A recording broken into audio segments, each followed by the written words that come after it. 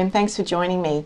In today's video, we're going to talk about emotions and food and how they affect our brain and gut and that pathway. So I get a lot of questions about people feeling like they can't follow a program for very long because something triggers them, and then their default might be to go to those cravings and eat too many foods that they know aren't really ideal for them. So first of all, I want to be able to talk about emotions as just a way of understanding what real hunger is. And so we've got emotional hunger and then we've got physical hunger. And one of the first things I'm usually trying to ask people to check in with themselves is, if you've just eaten and then you're still hungry afterwards, what is missing at that meal that you've eaten? So if it's a physical hunger and you're missing protein as an essential amino acid, and people think just one egg is enough to have, like at a meal, for example, and that's only 6 grams of protein.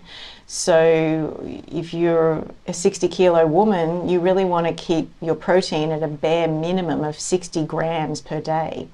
So that would be where I would start. Fill the gap first, and then see if you're really hungry all the time after eating a meal.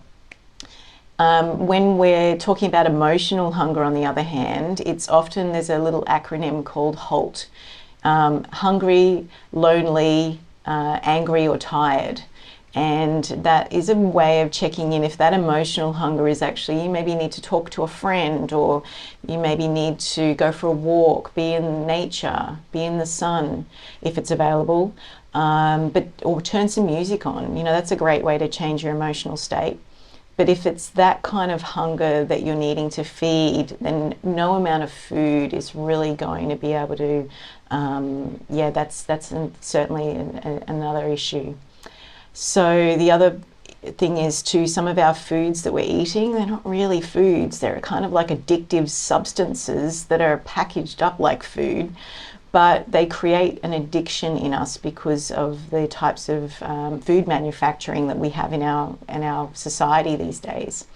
So the other things, I guess, is just to be breathing before you eat, and really just asking for support. I know so many people who struggle to be able to reach out and feel like they might be inconveniencing someone when they're going through a hard time. So talking to someone, it makes you feel like you're part of a community, and that emotional trigger may not make you reach for things that just aren't really good for your body or mind, and you then get into a spiral of feeling worse and worse about yourself.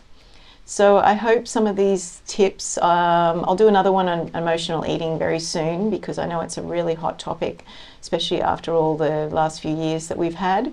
And but I just wanted to touch on the topic with you briefly. So thanks for joining me. This is Sheridan Jenrick from Health by Nature. Bye.